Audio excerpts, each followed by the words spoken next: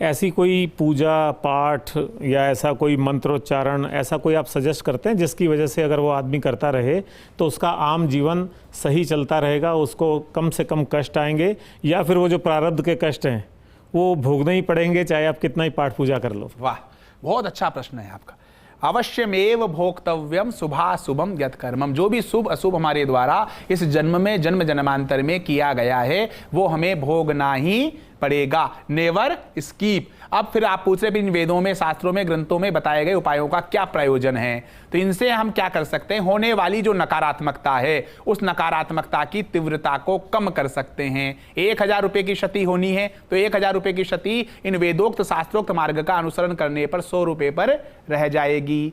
100 रुपए का लाभ होना है और वेदोक्त शास्त्रोक्त मार्ग का अनुसरण करने से, विद्वान ब्राह्मणों के माध्यम से, विद्वान व्यक्तियों के माध्यम से, अनुष्ठानिक पद्धति का करने से 100 रुपए का लाभ 1 लाख रुपए के लाभ में बदल जाएगा। लेकिन सबसे बड़ी समस्या क्या है कि हमारे यहां पर दूरी का जो आकलन करने के लिए हमारे पास पैरामीटर है किलोमीटर, वस्त्र का मापन करने के लिए हमारे पास पैरामीटर है मीटर, जल का मापन करने के लिए हमारे पास पैरामीटर है लीटर। लेकिन आध्यात्मिक व्यवस्थाओं से होने वाले लाभ और हानि का आकलन करने का सामर्थ्य हमारी इस भौतिक बुद्धि में नहीं है। इनसे निश्चित रूप से लाभ होता ही है। लेकिन जैसे गीता में भगवान श्री कृष्ण ने जब विराट स्वरूप के दर्शन दिए तो अर्जुन को कहा कि दिव्यम ददामि ते चक्षु, अब तुम इन सामान्य नेत्रों से मेरे उस विराट स्वरूप के दर्शन नहीं कर सकते, उसके लिए तुम्हें दिव्य दृष्टि प्रदान करनी पड़ेगी। एक छोटा सा उदाहरण बताता हूं जिससे समझ में आ जाएगा कि वेदों में, शास्त्रों में, जैसे मैं कितना ही चाक्षुषी मंत्र का जप कर लूं मेरे चश्मे का नंबर बढ़ेगा, कम नहीं होगा।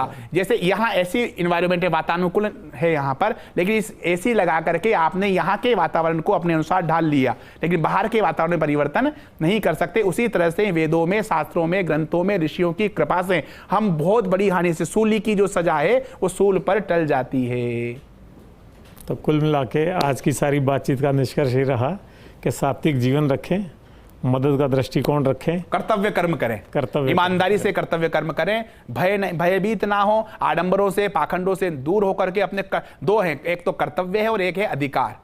अधिकार अगर हमारे कर्तव्य कर्मों का हम शास्त्रोक्त रीति नीति से कर्तव्य कैसे करें, पिता का कर्तव्य क्या है हमारे शास्त्रों में लिखा है, पत्नी का क्या दायित्व है शास्त्रों में लिखा हुआ है, सब कुछ हमारे। आज आप देखिए हमारी संस्कृति कितनी परम पवित्र संस्कृति है कि आज भी हमारी माताएं बहनें जब परमात्मा से पूजा अर्चना करती है तो बगले में मांगती है कि माँ, हे ईश्वर मैं सुहागिन जानी चाहिए, हे ईश्वर मैं सुहागिन। क्या वंदनीय संस्कृति है, मतलब मेरे पति से पहले मेरी मृत्यु होनी चाहिए।